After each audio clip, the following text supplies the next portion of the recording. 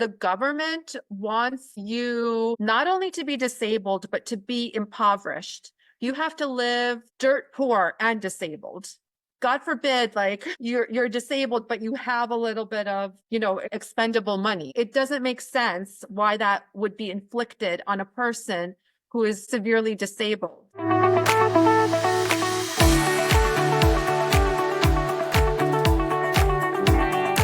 Wow, guys, can you believe it? We're already over 20 episodes into Nick Speaks, but here's the truth. I couldn't have done it alone. The amazing team at Goodnight Podcasting Solutions has been with me every step of the way, from those early strategy sessions all the way to editing, promotion, and even helping me land guests. They've made it so all I have to do is show up, record, and focus on delivering the message.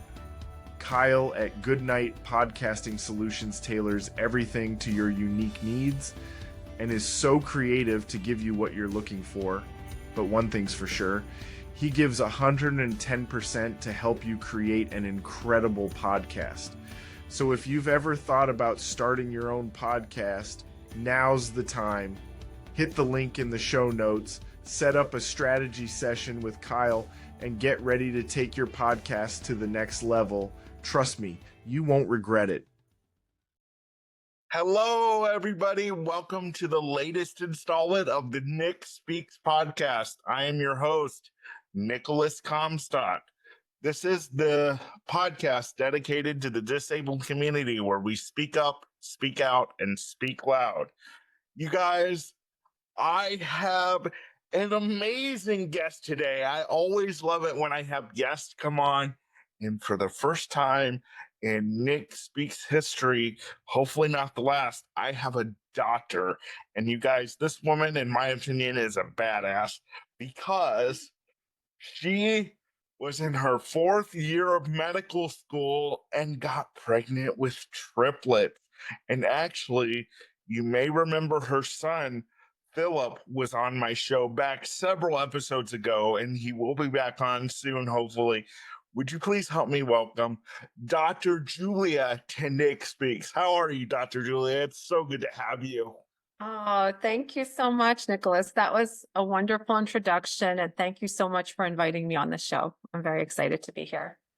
Absolutely, absolutely. So, Dr. Julia, why don't you tell people what you're... we're going to have a slideshow and everything a little bit later, but why don't you tell everybody a little bit about yourself and how you got into practice, and then we'll go from there and have fun.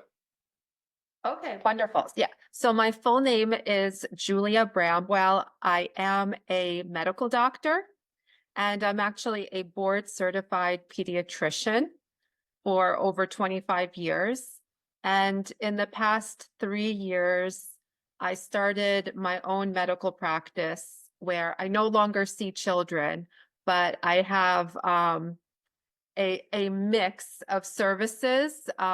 It doesn't, I like to call it root cause medicine or precision healthcare. And what that means is that I do special testing on a person to determine what is the cause of their physical or mental health struggles. So that can include very specialized blood testing, or the latest tool I have is a DNA cheek swab, and that tests for illnesses and diseases that a person is genetically predisposed to. And based on the results of that test, there's solutions for what can help a person. So it's a little bit different from your typical doctor's office. And the other service that I'm passionate about that I offer is called ketamine therapy. And ketamine is a medication that is helpful for depression, anxiety, and PTSD. So that's the nature of my practice. And I can, it's kind of not so mainstream, so it might be difficult to even, ask questions about it, but I can elaborate on that further down. But the talk today that we're, presenting is medic over-the-counter supplements and medications that Mhm. I recommend to keep any person, whether they're able-bodied or disabled, to keep them out of the doctor's office. In other words, to try to heal yourself, without actually relying on a physician to help you. Without having the astronomical medical bills. Yes. Yeah. That's definitely part of our broken healthcare system is the Yeah. astronomical costs. So yes, money matters and you want to stay away from the doctor if you can. Yeah. So this show is going to be in two parts. It's going to be in one episode. I'm not going to do a two-part episode. But since you did mention the slideshow first, why don't we go ahead and start with that? Sure. And we'll get into the fact that you're a parent of someone who is disabled and all that type of stuff. Mhm. But we can go ahead and start with the slideshow. Okay, so let me just bear with me because the technical aspect, of course, is always difficult for me. One moment. Let me go back to Zoom. Share. Oh, do you see my? I don't see it Okay. yet. Okay, Okay. there it is. Okay, wonderful. Okay, so I'll just go through my slides. It's not too many. So the name of my business is called Invest in My Health Corp. And again, it was established in 2022 after a career change. So I went from being a pediatrician to being this precision medicine / root cause doctor. And my full name is Julia Bramwell, MD, medical doctor.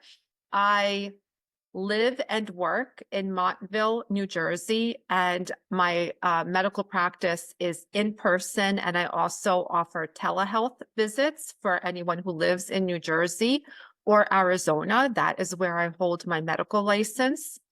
I'm the mom of adult triplet children, including a disabled adult son, and that's Philip. He was a guest on your show. Yeah. And I am an animal lover, and I'm also on my own health journey.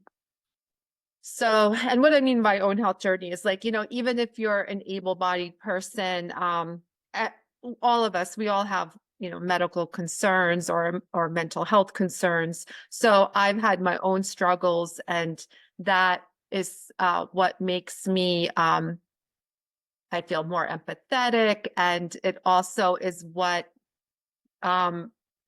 drives what tools I use in my office, because all the things that I offer in my office are things that have helped me personally.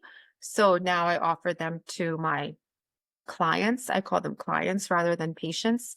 But okay, back to the slides. So the title today is Nutrients and Medications to Keep You Out of the Doctor's Office that are over the counter and without a prescription.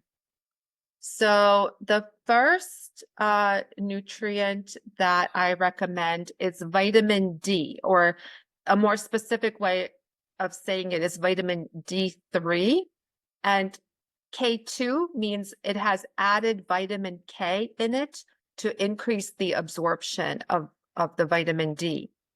And the reason vitamin D is important is because it helps calcium absorption to make strong bones and healthy joints. It's also something that helps your immune system. It's a anti-inflammatory for the body. It helps hormone production, and it helps boost energy and mood. So like, for example, when you're indoors in the winter time and you get winter blues, that is due to vitamin D deficiency. Or in as it pertains to the disabled population, when you are wheelchair bound and you're not bearing weight as much, you are susceptible to osteoporosis. So it's very important to have an adequate vitamin D intake so that you you can optimize the strength of your bones and your joints. So vitamin D is critically important. The dose is 5,000 IUs, that's international units per day. And I recommend the soft gels or like liquid drops for better absorption. Okay. And also, if you can get blood work once a year to check your vitamin D level, it would be very informative because you want to be not just in the normal range, but you want to be in the high normal range with your vitamin D level. What is the high normal range, Mhm. doctor? Yeah, so the normal range on the lab is 30 to 100, but you want your numbers to be like 50, 60, or 70 or so on the blood work. So it's I very, know. yeah. Mhm. I'm sorry. From Yeah. what I know, Dr. Juliet, now you're not in the Great Lakes region, you're on the East Coast. But I was told by another doctor um who said that here in the Great Lakes region, like, Midwest specifically, that we are greatly deficient in vitamin D, and that's because we don't get the sun year round and our weather's crazy. So is that why you also offer the 5,000? Mhm. Yes. Yeah. So 5,000 is like the maximum dose. And I recommend to take it whether you're in the Great Lakes region or honestly, like almost everybody in the country could benefit from vitamin D no matter where you live because most of us are indoors. We're not outside that much. Right. And even if you are outdoors, our skin is covered or uh, actually vitamin D is absorbed the most through the eyeballs, surprisingly, not even through the skin. And most people wear glasses that are UV blocking or sunglasses. So we're just not getting the natural vitamin D exposure. So that's why it's important to supplement. Now, I have a question for you because you said you recommend the drops for better absorption. Mhm. Now, I am a little bit finicky when it comes to my taste. If something tastes bad, I don't care if it's drops, I'm gonna gag it. So do the drops have any taste to them?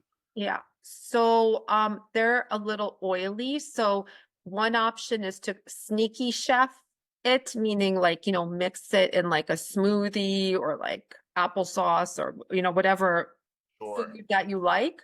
Or I recommend you take it in the soft gel form. That way it has no taste. You're just swallowing a little tiny gel capsule and the center of the gel is liquid, so it's absorbed better. Yeah. Okay, cool. All Yeah. right. Next, magnesium. um why it's important. Magnesium is important for sleep. It reduces stress, it relaxes muscles, and it boosts energy. And actually, magnesium is important for over 300 processes in the body, and most people are deficient in magnesium.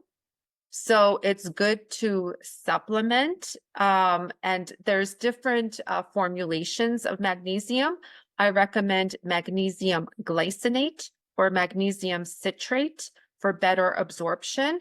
And it's good to take it with citrus again to optimize the absorption because magnesium is a metal and metals are very hard to absorb through the gut.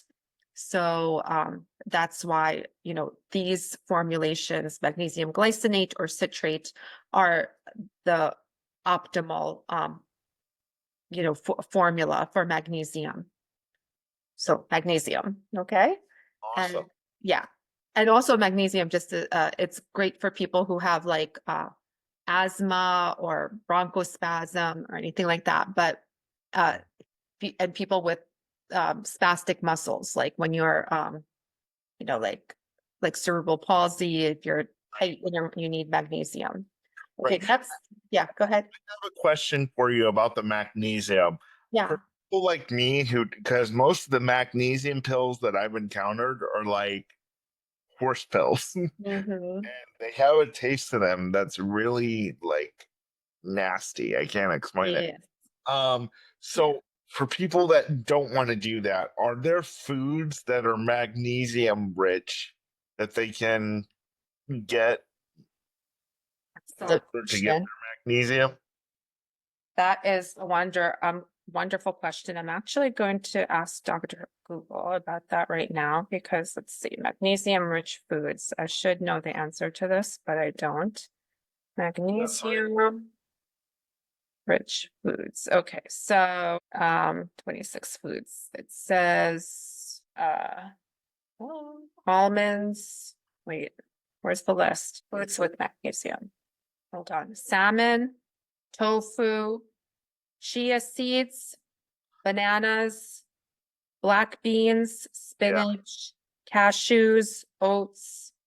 Yes, these are all tasty things. Peanuts, potatoes. But honestly, like these are all very low amounts of magnesium, brown rice, Yeah. soy milk, quinoa, and so on. I mean, yes, it all of these nutrients are in foods, but like vitamin D is also in food. It's in eggs and it's in sardines, but still, typically with our regular diet, even if you're trying to eat, very clean or healthy, we Right. still are just deficient in these things, especially if you're disabled, and your muscles are using more of the nutrients or require more. Like you need, like with tight spastic muscles, you need magnesium to help reduce the muscle tone. So you just need more than an able-bodied person sometimes. Yeah. So how much magnesium should a disabled person take in your professional opinion? Yeah, so it depends on the formulation. So I would say ideally you would just follow the instructions on the bottle. So it usually says take, 1 capsule a day because the milligram strength, it varies a little bit depending on the form of magnesium. So I just defer to the bottle. But, to address your concern with, the taste and the size of the horse, it's definitely a horse pill. And with all of these supplements, it's very difficult to take all of them every day because you would be like, yeah, you'd be like eating like a handful of pills sometimes. So even if you rotate, one day take a magnesium, one day take a vitamin D, one day take a zinc, even though it's not as ideal, it's still better than not taking anything at all. So, in life, we have to be practical and we have to, we're humans. So, and, you don't want to upset your stomach by also taking too many vitamins and nutrients. So, yeah, you just rotate them. Um, okay, zinc. I'll move on to zinc, is again a metal. It strengthens the immune system, shortens colds, and aids in wound healing. It's very good for skin healing. For zinc, I would say you can take it maybe not every day, just like once in a while as a preventative, like even if you take it once every 2 weeks. But if you feel like you're getting sick with something, like if you feel like a scratchy throat or like congestion or like some kind of virus coming on, then you can take it more consistently. So how to use it, take it during cold season or when feeling sick. Again, the liquid form is better.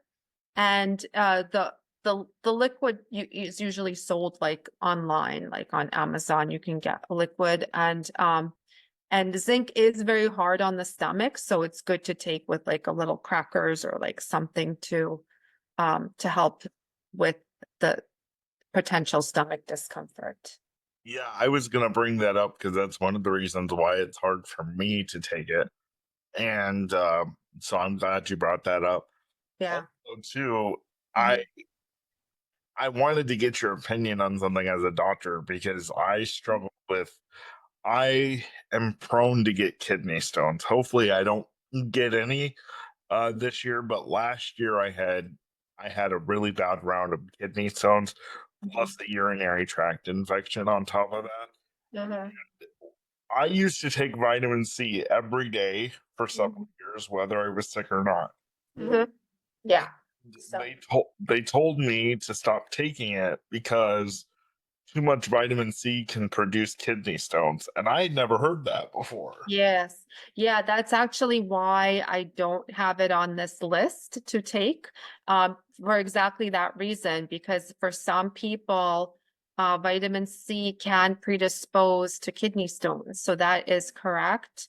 But to, address, you know, how to prevent kidney stones. So one piece of useful information would be to know what kind of kidney stone you have. And that's something that a urologist would diagnose, where they collect your urine and they look under a microscope to see if it's calcium stones or uric acid stones or oxalate stones. There's like, different types of kidney stones, and different stones are caused by different things. So, but the most common is just a calcium kidney stone. And for people who are predisposed to kidney stones, yes, no vitamin C. And to prevent, it's lots of hydration, and like trying not to hold your pee. And also later on, one of my slides is a supplement called D-mannose.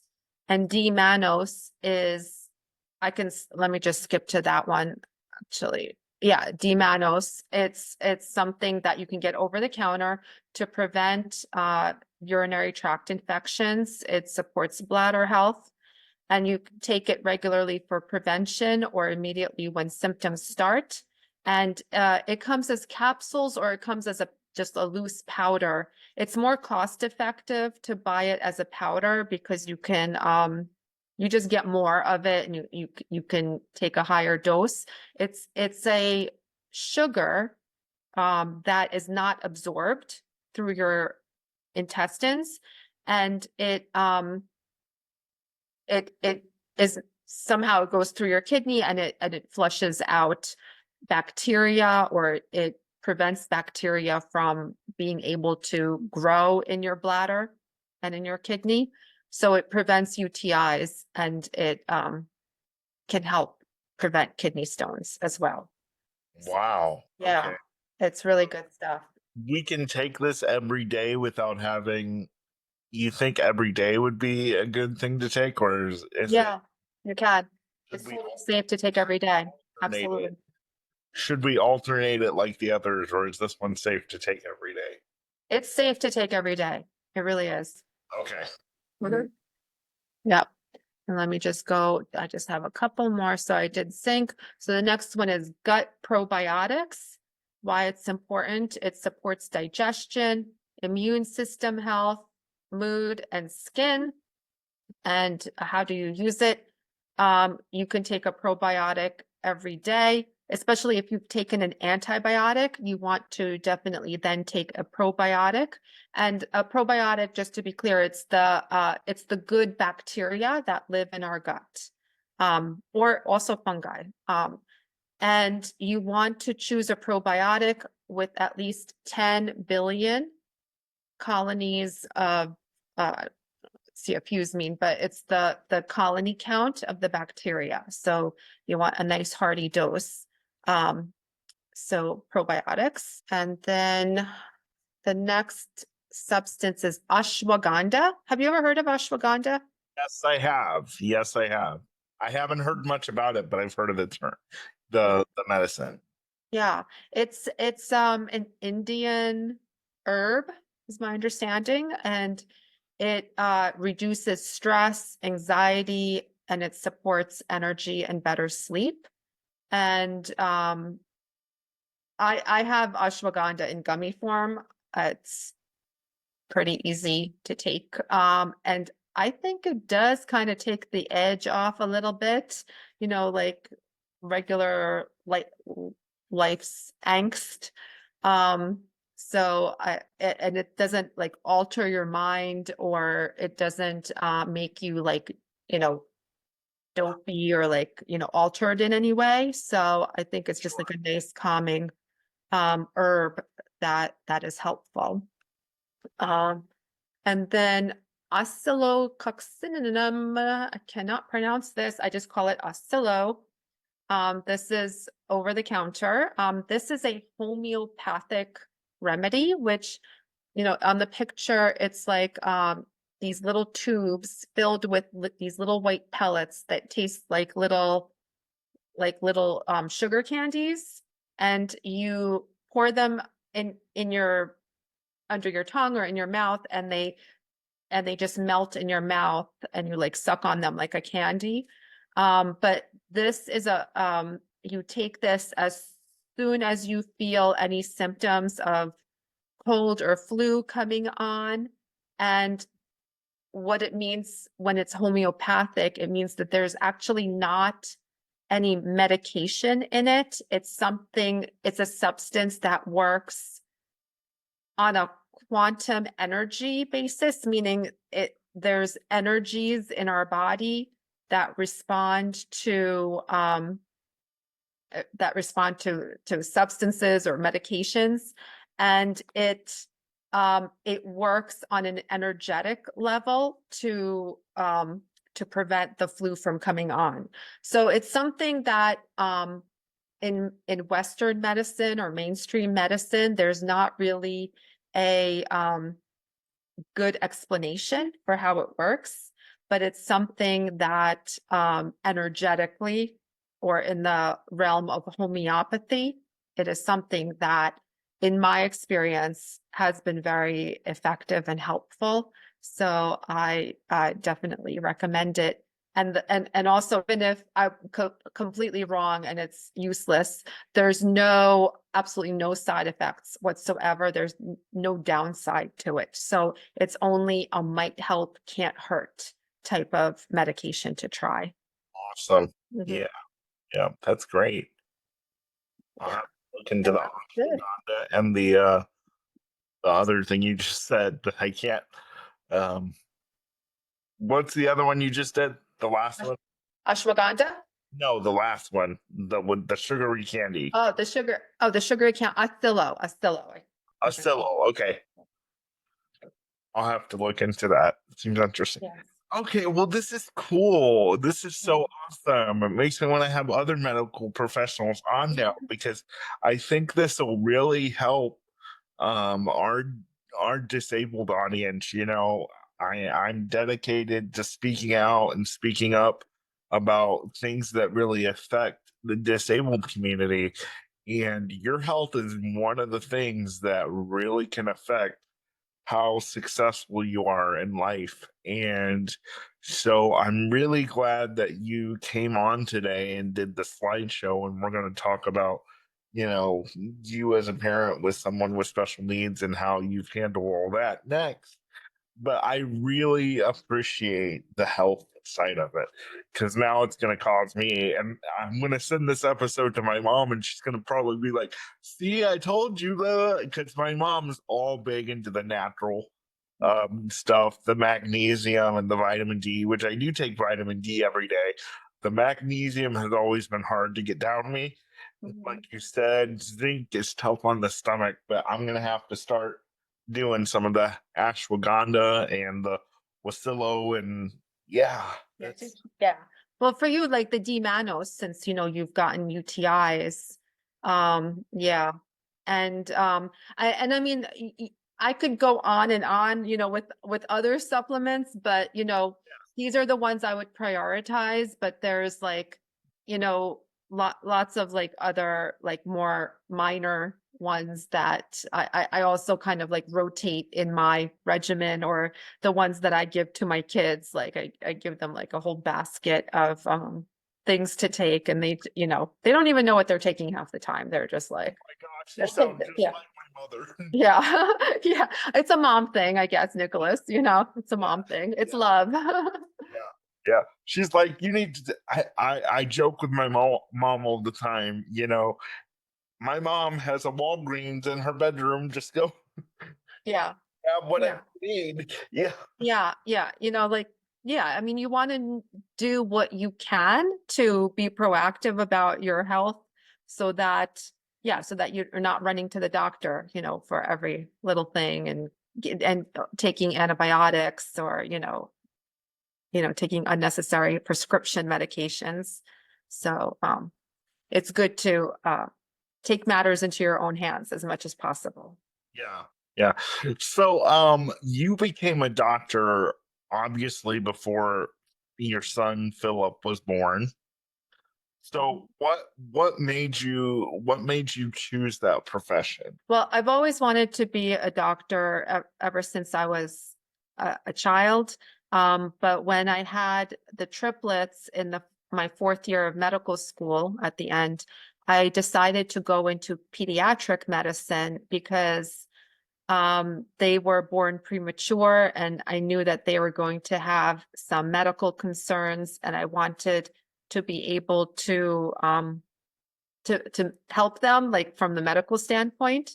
So that's why I became a pediatrician. That was decided after the kids were born. And it was a very stressful journey, even though I was a doctor and I was able to provide some of the medical care, like routine medical care. Having a disabled child, it didn't matter that I had an MD after my name. It just did not matter. I was still very lost, and there was no perfect, decision making, guidebook, for having a disabled child. So I think it's even more difficult if a parent is a layperson and they have a disabled child and they have to navigate all the medical stuff. But as a doctor, I feel like it still was I had some advantage, but it was still very difficult. Yeah, I'm sure. I can't imagine. I say all this all the time on my show and on my other social media platforms. When you have a child, that changes your whole life. But if you have a child and they meet all their milestones and everything goes well, when you go into your second or third pregnancy, you're thinking, oh, we've done this before, we've got this. But then when you find out that you're going to have a disabled child, it totally changes the ball game. Yes. I mean, that's why I think in our pre-interview you had mentioned that there's a statistic that there's twice as much or more divorce in the Yes. parents of disabled children, and that is completely understandable because there's so much more stress when there's a disabled child, and some people, who have very good coping skills and a strong relationship, they're able to unite and really come together in such a stressful time. But for many people, including myself and my first husband, that type of stress brings out sometimes dysfunctional coping skills. And and that is what can break up a relationship. Yeah, the statistic that you're referring to, I heard in a church service growing up, and like I said, I've never really done any research, but you've just confirmed it. And the statistic that I heard was over 90% of special needs parents divorce because of the stress of Mhm. disability. And I want disabled children to hear this. Your Mhm. parents didn't divorce because of you. You're not the problem. Mhm. The problems you were born with, the stress of Mhm. them divorce. It's not you. Your parents, I hope to God, still love you. I'm sure they do, Mhm. but it's not you. It's not your personality. It's the whole enchilada that Yeah. you're born with. Mhm. Yeah, I mean, usually with when there's a disability in the family, it makes finances more stressed because there's therapies that are not covered by insurance, or there's more medical bills, or you need more help babysitter wise, like PCA wise, that you need to supplement. There's the emotional stress of, or like the grieving process sometimes of, uh having a child that is more difficult to raise, basically. All the unknowns that you have to deal with, the medical crises, the list goes on and on, as you know, because you've lived it. But again, it's the parents often, I think that statistic of the 90% plus parents, that's where the parent ends up trying to escape the stress of their family difficulty by either engaging in addictions, or leaving the house and going to escape in some way, or escaping, like in their world, whether it's like video games, or having like an emotional support friend, or there's infinite ways to try to escape your responsibilities. But I think that's where the 90% statistic comes in. It's the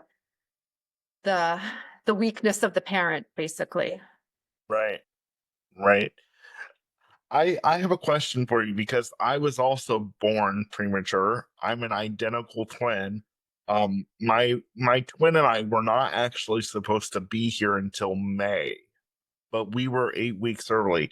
How early were your triplets? They were 12 weeks early. Yeah. Yeah. And they were in the neonatal intensive care unit for 7, 8, and 10 weeks. Like Philip was there for 10 weeks before he went home.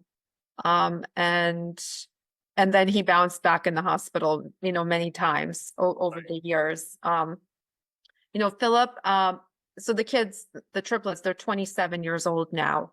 And he, when you see him, when he talks, he is very well adjusted. He's very resilient. He's very perseverant, and he's always been that way. But because he is that way, he makes it look, I think, kind of easy. He makes disability look easy. Yeah. Because when I hear him talk, I'm like, oh my gosh, if only people knew what we have gone through. That, there have been so many times over the past 27 years, where it's been pure anguish and despair. Sure. Mhm.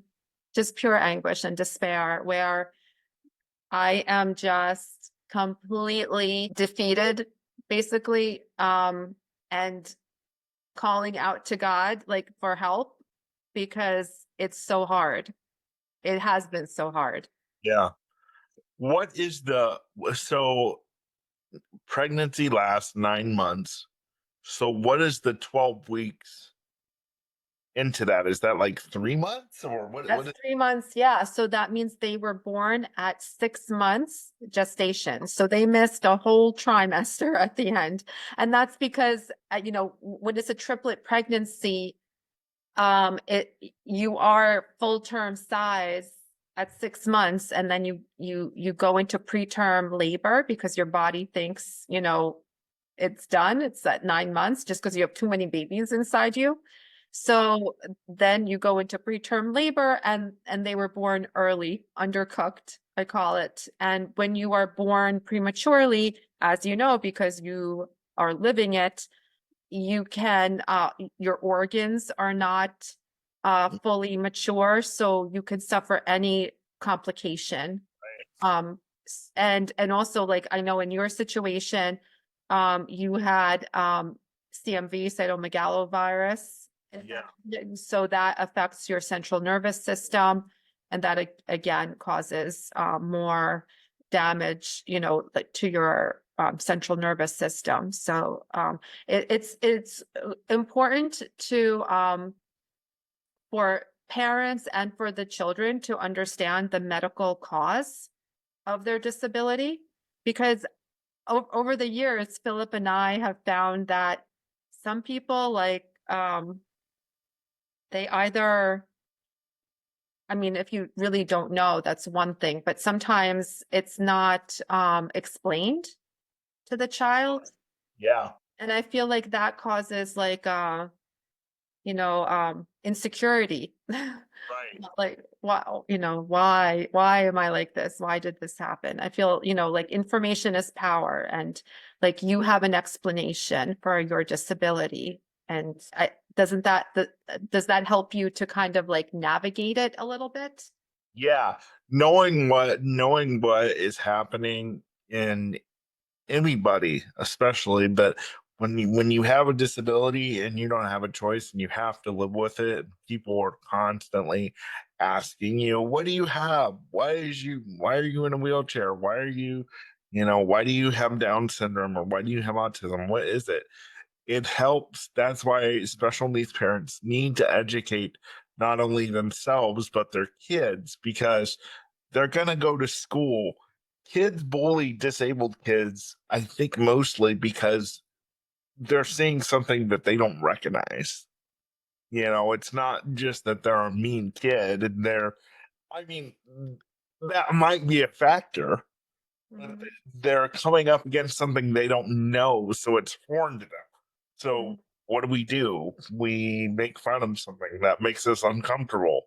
Mhm. So that's why it's important for the kids and the parents to be educated about their disability. What do you say about that? Yeah, I agree with you 100%. Like to have kind of like a like a little elevator pitch type of answer for like, well, what's wrong with you?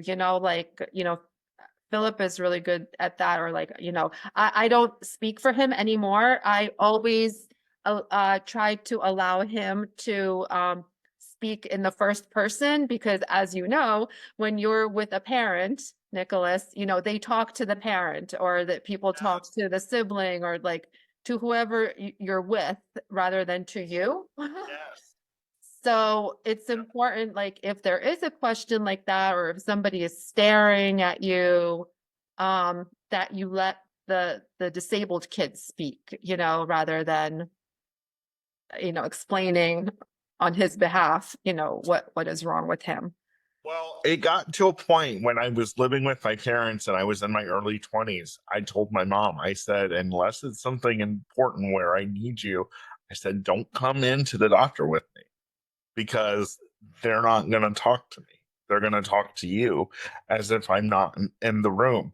And I kind of used television terminology with my mom. I said, sometimes I want to look at the doctor and say, hello, you're talking to camera two. You're supposed to be talking to camera one. So, Hmm. you know, Yeah. Hmm. uh, yeah. Yes. And that just goes with everything. I mean, I was in a restaurant the other day and I walked in with well, I didn't walk in, that'd be very Able term, Nicholas. Yeah. yes. Yeah. I I drove in with my caregiver to a restaurant, and I was trying to look at the menu and trying to talk to the girl around behind the counter, and she looked at my caregiver and she said, well, you know what he wants, you're his caregiver. Like, Oh, hello, I'm talking to you right here. no, no, no, no, no, no. Yeah. Well, heck So no. Yeah. always talk to the person Yeah. unless you are told they're nonverbal, Yeah. or even if they have a communication device, be patient with them and let them Mhm. do their thing. Yeah, 100%. That's like a pet peeve of mine and Philip. And like sometimes when like people direct the question to me and he's like next to me, I'm like, he can talk, like and answer her like that, like even though the question was directed to me. So like, yeah, we're very, we always try to do it that way, where Philip used his communication skills rather than me answer for him. But I agree with you, like in terms of like the medical experience for, I mean, never mind the fact that you kicked your mother out when you were in your 20s, even for younger kids, when you are with a parent, uh, it's important to include the child in the discussion, or like not to hide medical information, because then it's usually more scary when you say like, oh, Nicholas, leave the room. We are going to talk about your bladder problems, or something. It's like, yeah, Parent outside in the hallway. yeah. Yeah. So I mean, do you have experiences like that are Yeah, just taught the you? just the when my mom was sitting there in the room with me, they would just automatically um talk to her.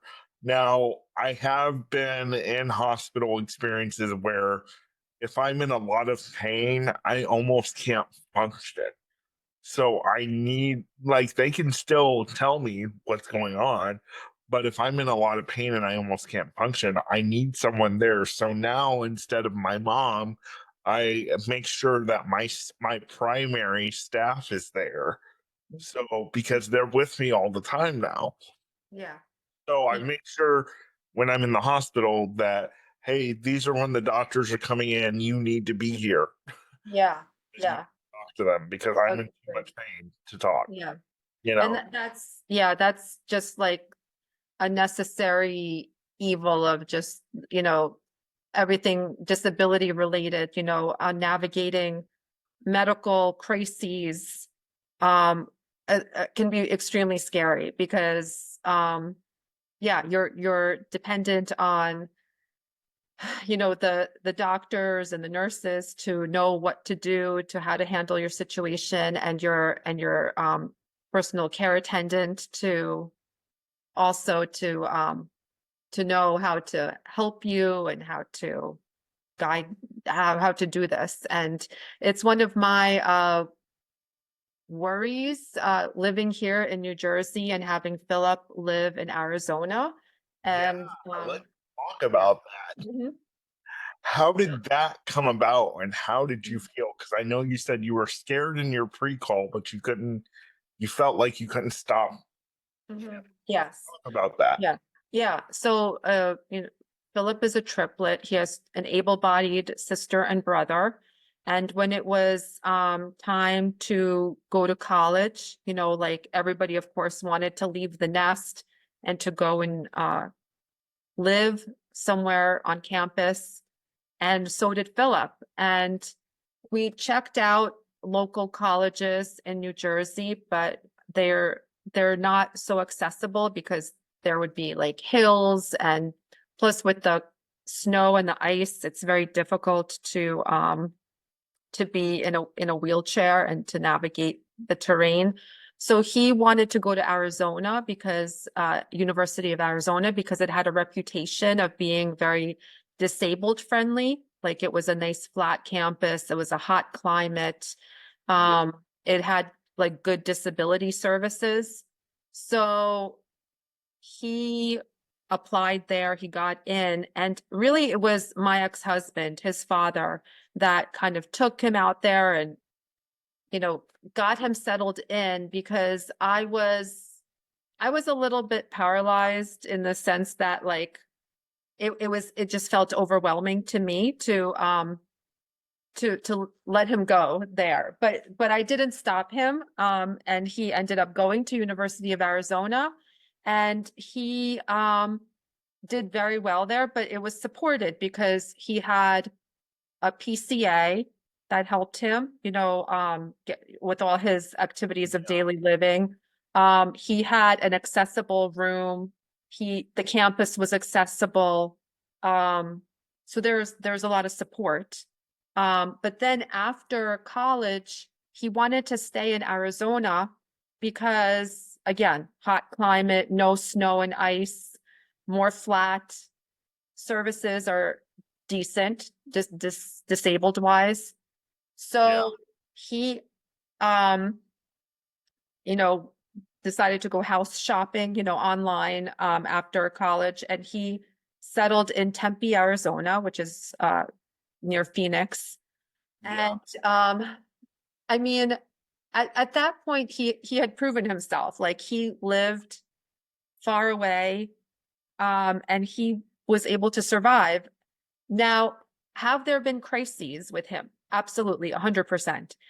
There have been things when I didn't find out in real time, like, I would find out afterwards, but he's been on the floor, I've fallen and I can't get up situations where, the police had to be called because, they couldn't unlock the door and he had to be like, lifted up off the floor and things like that. And it happened more than once. I mean, there have been crises, but, he is resilient, he's perseverant, and he wants to live independently. And I'm not going to get in the way of that. And I had told you that my coping mechanism is let go and let God. Yep. So that is that is how I live. That's my mantra to live by. I pray for him every day, every night, every morning. I pray for all my kids. I pray for the world. You're on my prayer list. I pray for everyone. Yeah. But I let go and let God. It's but even with that, there's stuff happens. How were you in like making sure that he was involved in everything that he wanted to be involved in? Did you just look at barriers like a lot of special needs parents do and say this is not possible? Or how did that work? Do you mean like when he was growing up, like with Like activities or? yeah, like school activities in the community, anything like that. How did you handle those barriers? Yeah. So growing up, there were a lot of barriers. Like, for example, if there was like a birthday party that kids were invited to, and it was a gymnastics birthday party. And so I would hire a gymnastics like helper coach person to help him like through the birthday party so he could like tumble or do something, so everything was more expensive. I worked a lot to try to pay for all these things. We lived with my parents so that we could get extra childcare and have financial help in order to um in or in order to optimize all these things. So everything, of course, it was very complicated. You have siblings, you have able-bodied siblings. So, you have five. So, with the two able-bodied siblings, like we would divide and conquer sometimes, meaning, my ex-husband would take the able-bodied kids to their activities. So like if they had like soccer or baseball or gymnastics or whatever, they would go there. I would take Philip, and I was always looking for a disability sports that he could participate in. So he did like wheelchair track, wheelchair basketball, this, disabled horseback riding, disabled swimming, disabled whatever. So he did so many different activities. And everything was um everything was more difficult. Like everything was far away than the able-bodied stuff. Everything was more expensive. It was physically just more difficult, but we did it to so that like our lives were revolved around optimizing Philip. Yeah. Physical therapy wise, sports wise, activity wise. And that even though it was good that we did that, it also created a lot of difficult dynamics, I call it. That's what eventually led, like this stress of the marriage, the stress of finances, the stress of sibling dynamics where you think, oh, Philip is getting more attention, even though it's bad, attention because he's disabled. So I think you can probably relate to things like that if you have five siblings. Much can. Yes, I very much can. Did the other two, because I know as I got bigger and as I was growing up, I grew up with five brothers. I didn't have any sisters. Wow. Where are you in the order? So I think I am 4 and 5, my brother and I, and Uh-huh. then we had one more, which would make it 6. Holy cow. So yeah. So did the other two that are able-bodied, did they ever feel like did they ever help take care of Philip to take some of the now don't get mad at me, disabled folks, to take some of the burden off of you? Did Oh they? boy. Yes. So yes and no. So on the one hand, I wanted brother and sister to be carefree and unburdened and to be able to do whatever they wanted at any time. Yeah. But because they are wonderful human beings, they did what they could when when when they wanted to, let's say. So like Philip's brother, he has traveled with Philip and he lifts him, he transfers him in and out of his wheelchair. If there's like a bed that's too high or too low, a toilet, whatever, like he has dressed and undressed Philip, has helped with the shower. When they were little, they used to push his wheelchair like up the hill, so like I didn't have to.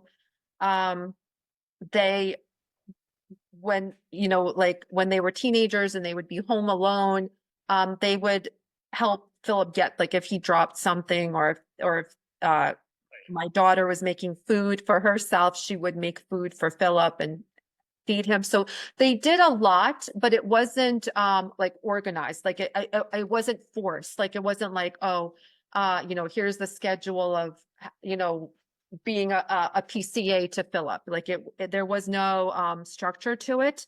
But I always wondered about that because I saw other families where sometimes the siblings were super involved in the care of that disabled child. Like they were like, really it intertwined, with the care and in our situation there was more distance and I don't and they have a very close relationship now, so I don't think anything was, there's no regret basically to how they were raised.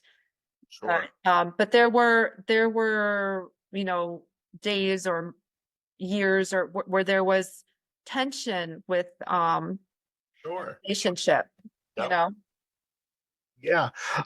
We mentioned PCA a lot, and that, for those who don't know, is personal care assistant. I want to talk to you about that real quick before we wrap up, because one of the things that I struggled with growing up, m- my parents, I was not allowed to get any services, Social Security, home health care, Medicaid, Medicare. We had something when I was growing up called Crippled Children's that um, paid for a lot of my medical issues, but that's all we had. And we thank God that we had that. And then of course my dad through his job had incredible insurance through most of the time that I was growing up.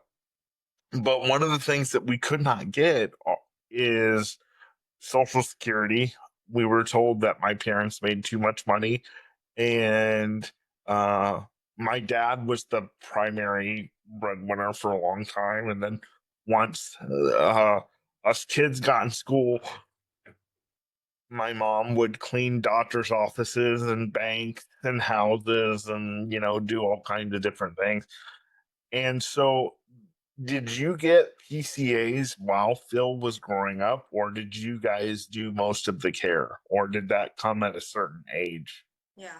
Yeah, we did not get any support through government or health insurance because same reason we made too much money, quote, even though we were like killing ourselves, trying to like make ends meet basically, So when I say, PCA when he was younger, I mean like we hired some babysitters, Yeah. to like to help out, and there was no government assistance at all. We, like I worked, like my ex-husband worked, we had like health insurance, like, to help to pay the medical bills. But then we had, like co-pays, co-insurance, deductibles, all that stuff. Sure. But PCA wise, that only started when he went to college. So we did all the caretaking ourselves. Mhm. That's like some babysitters when we were at work. Yeah. Yeah. And I don't know why. That would be something that our government needs to look into. Hello, Doge. Um, that would Yeah. be something that our government needs to look into is why disabled folks cannot get help from out of the gate from the government. Yes, amen. Yeah. Like, you know, I, I I mean, actually, I would love for you to have as a guest on your shows, like the decision makers, like for some government programs, like if there could be like SSI or like Medicaid or Division of Developmental Disabilities or, whatever services like that deal with budgets. Um, I would love to hear them speak because I feel like I don't know, I'm not an expert on this and I don't know the details, but I think there is enough government money and resources, but it doesn't make it to the individual. It gets trapped in all the bureaucracy and middlemen and all the people that you have to call on the phone and spend hours and days and weeks and months And talking then to on and your hung up on, and the people that say no, that's not covered, and no, that needs more letter writing, to get approved, and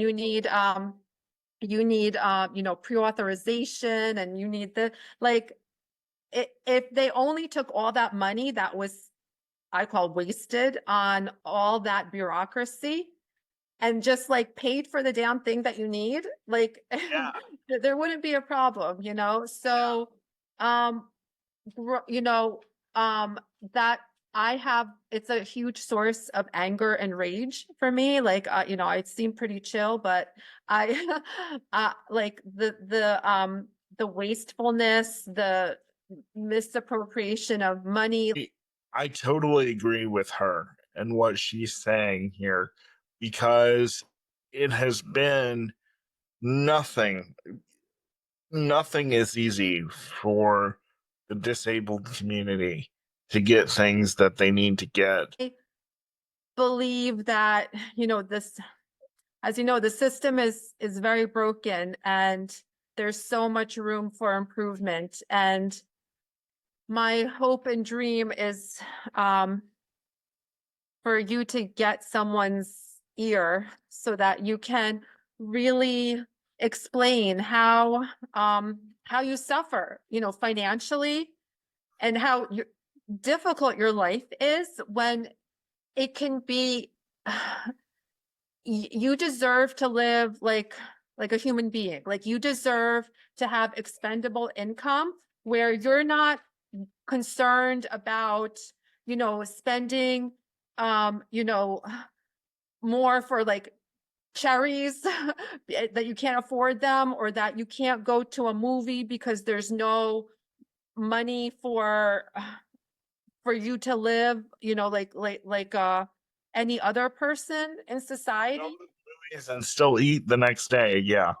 I mean, it's you I say that the government wants you not only to be disabled, but to be impoverished. You have to live dirt poor and disabled. God forbid, like you're disabled, but you have a little bit of, expendable money. I mean, like it doesn't make sense why that would be inflicted on a person who is severely disabled. Yeah. Well, I'll say this, and then I'm going to ask you a final question, and then we'll wrap up. But I found out something interesting the other day, not the other day, actually, several months ago, that only $2 to $4 go to programs like Medicaid, Medicare, food stamps, and Social Security. And y'all know that our taxpayers, they take a lot of more money out of that than the $2 to $4. So something definitely needs to change. Dr. Julia, my final question for you is, what advice would you give to special needs parents? I lied, I'm going to have two more.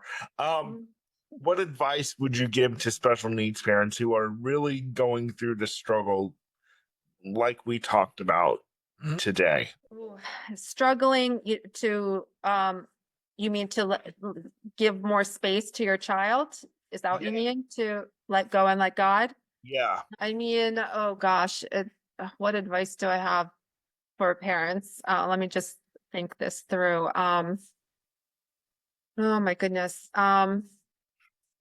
I mean, okay, I think I know.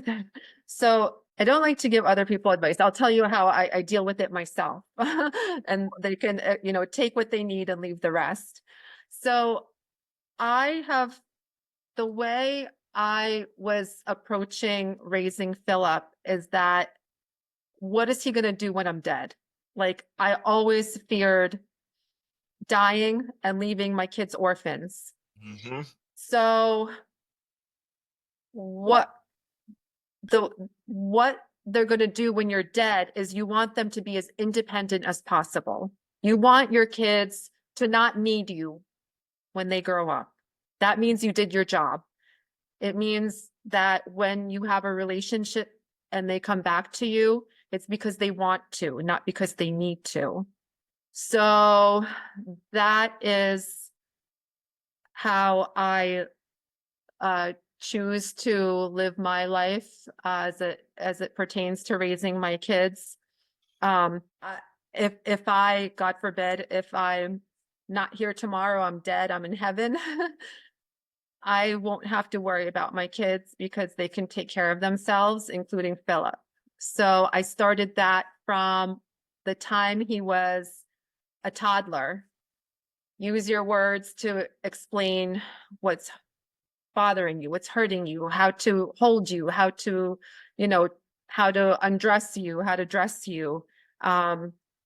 He's able to articulate everything about himself to another person. He knows medically everything that he should know about himself for the most part. He emotionally can fend for himself because he is independently minded. He's resilient. He's perseverant.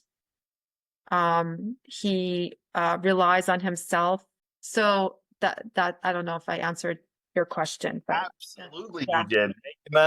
Because a lot of special needs parents, mine included, a lot of times I would say, Mom, I'm afraid, the biggest fear I had is waking up to no parents. I thought they were both going to die in their sleep, one night. And then what am I going to do? And their biggest response was, well, first of all, that's not going to happen. And thank God it didn't.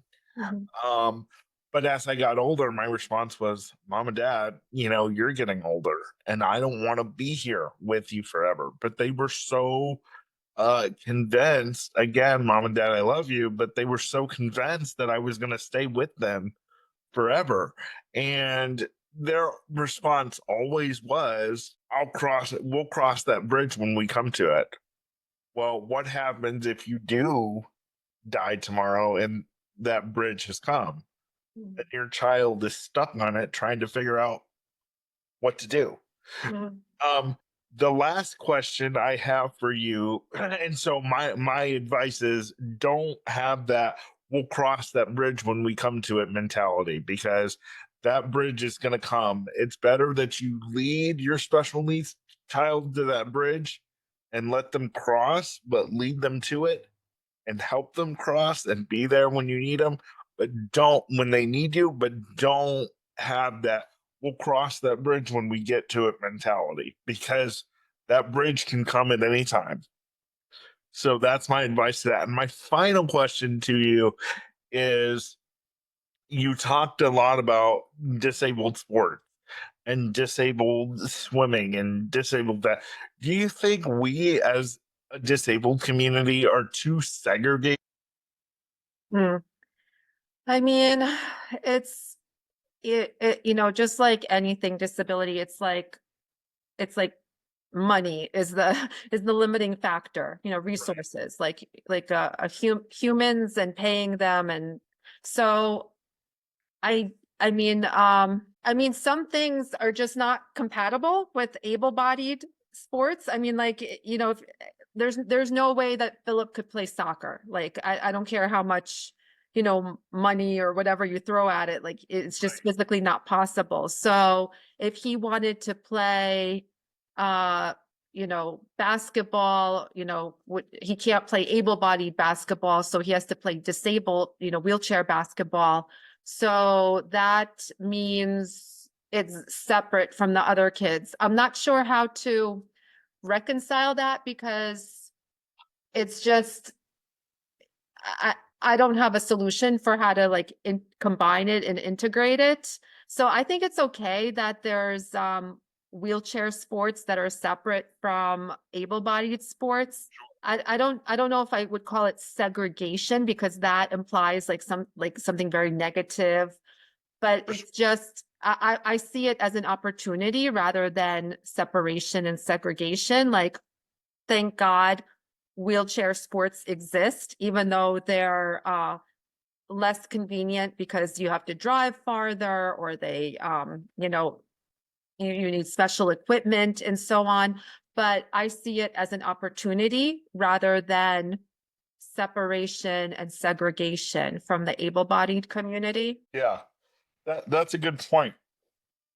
And this is exactly why I love having all different people from the disabled community on, because you all have different opinions and you're eye openers. And like she said earlier, before we had our technical difficulty, which you guys won't see because we'll edit it out.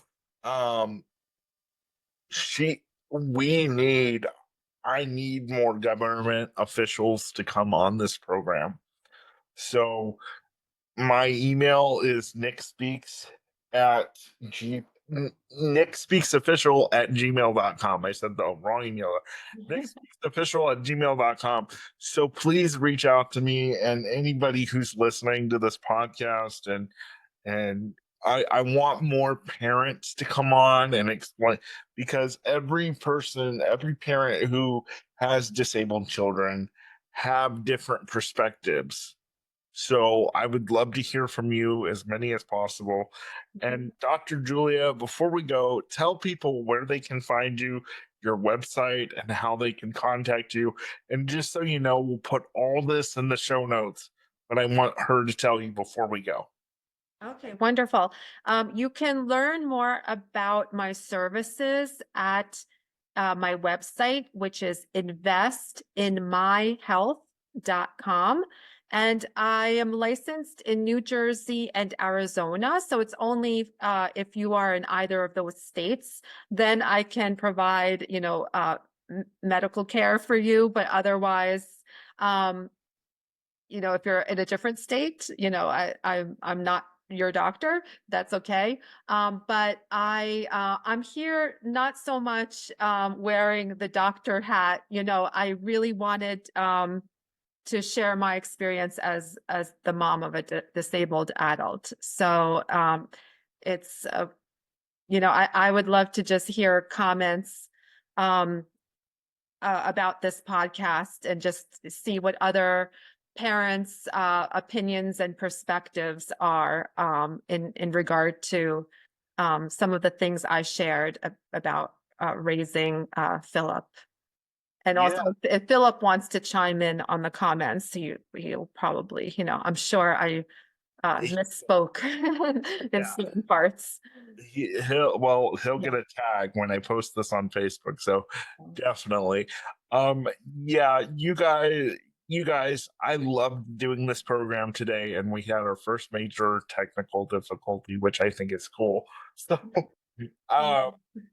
Handled it like a champ. well, thank you so much. I appreciate it. Yeah. So, guys, please share this with every special needs parent you know. And like I said, guys, reach out to me and take some of Dr. Julia's medical tips. That's awesome. We had a doctor in the house this week. I love it.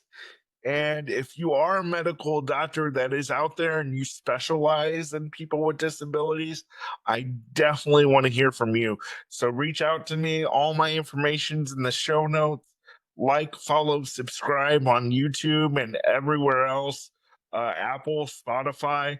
I'm almost at 600 subscribers on YouTube. So please follow me there if you're not already and hit the notification bell. This is the Nick Speaks podcast. I am your host, Nicolas Comstock. This is the podcast dedicated to the disabled community where we speak up, speak out, and speak loud about the issues that matter to the disabled the most. I will see you next week. Bye-bye.